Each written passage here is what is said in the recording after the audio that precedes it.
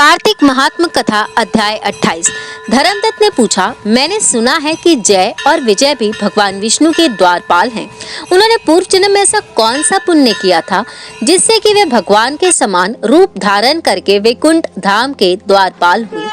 दोनों पार्षदों ने कहा कि ब्राह्मण पूर्व काल में त्रिनविंदु की कन्या देवहूति के गर्भ से महर्षि कदर्प की दृष्टि मात्र से 2 पुत्र उत्पन्न हुए।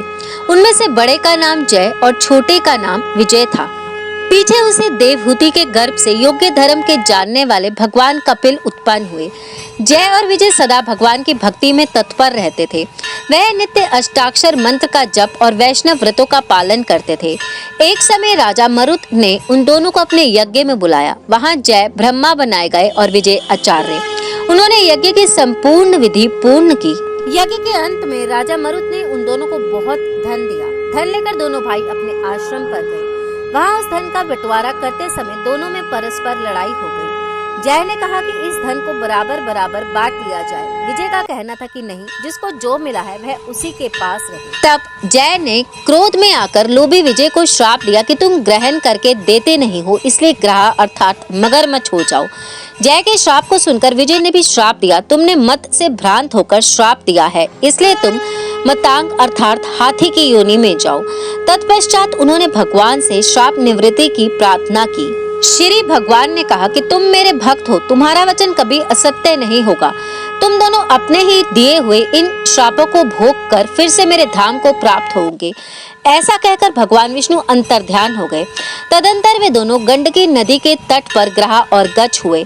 इस योनि में भी उन्हें पूर्व जन्म का स्मरण बना रहा और वे भगवान विष्णु के व्रत में तत्पर रहे। किसी समय वह गजराज कार्तिक मास में स्नान करने के लिए गंडक नदी गए तो उस समय ग्रह ने श्राप का याद करते हुए उस गज को पकड़ लिया।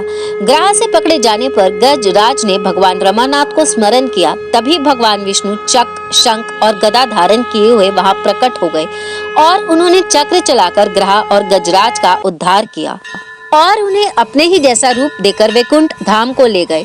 तब से वह स्थान हरि क्षेत्र के नाम से प्रसिद्ध है। वह ही दोनों विश्व विख्यात जय और विजय हैं जो भगवान विष्णु के द्वारपाल हुए हैं। धर्मदत्त, तुम भी ईर्ष्या और द्वेष का त्याग करके सदैव भगवान विष्णु के व्रत में स्थिर रहो, समदर्शी बनो। कार्तिक, माघ और वैशाख के महीनों में सदैव प्रातःकाल स्नान करो। एकादशी व्रत के पालन में स्थिर रहो। तुलसी के बगीचे की रक्षा करते रहो। ऐसा करने से तुम भी शरीर का अंत होने पर भगवान विष्णु के परम पद को प्राप्त होवोगे। भगवान विष्णु को संतुष्ट करने वाले तुम्हारे इस व्रत से बढ़कर ना यज्ञ है, ना दान है और ना ही कोई तीर्थ ही है। विप्रवर, तुम धन्य हो जिसके व्रत के आधे भाग का फल पाकर यह स्त्री हमारे द्वारा वैकुंठ धाम में ले जाई जा रही है। नारद जी बोले, हे राजन, धर्मदत्त को इस प्रकार उपदेश देकर वह दोनों विमानचारी पार्षद उस कलहा के साथ वैकुंठ धाम को चले गए। धर्मदत्त जीवन भर भगवान के व्रत में स्थिर रहे और देहावसान के बाद उन्होंने अपनी दोनों स्त्रियों के साथ वैकुंठ धाम प्राप्त कर लिया। इस प्राचीन इतिहास को जो कोई सुनता है और सुनाता है वह जगत गुरु भगवान की कृपा से उनका सानिध्य प्राप्त कराने वाली उत्तम गति को प्राप्त करता है।